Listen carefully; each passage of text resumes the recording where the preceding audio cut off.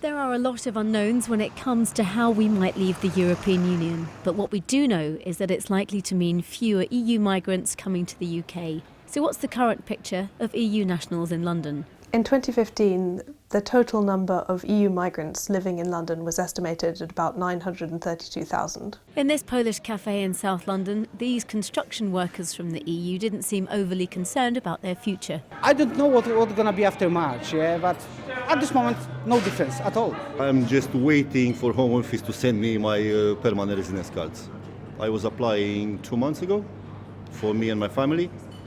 We are in this country for over 10 years. But they are two skilled workers who have lived here for over 5 years. The big difference is what happens going forward, and there, depending on what kind of immigration system we get after Brexit, we could see a significant reduction in the number of new people coming in, particularly in low-skilled jobs that are least likely to qualify for any new visa system. Aga is a waitress in the cafe and therefore in a low-skilled job. What you guys gonna do without us? That was worrying me more than, what's gonna happen to your economy? You're gonna really go down.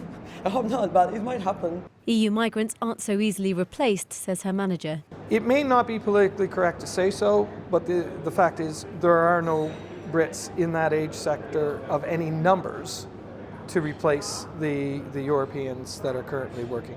It's not like the Europeans have come in and taken jobs that Brits wanted. So what about the highly skilled EU workers? About 35% of EU migrants are in professional or managerial occupations, like, for example, doctors or bankers. For now, they're not taking any decision because they need to wait and see what's going to happen.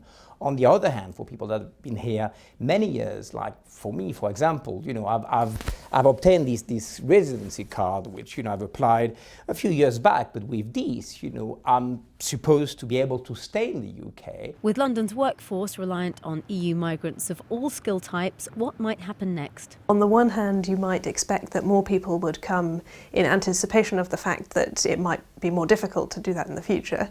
On the other hand, a lot will depend on the state of the economy, and it's possible that people's uncertainty about whether they'll be able to stay and about the political implications of the referendum result could make the UK less attractive. All EU workers living in London will be waiting to see what happens in March. Nicola Ford, BBC London News.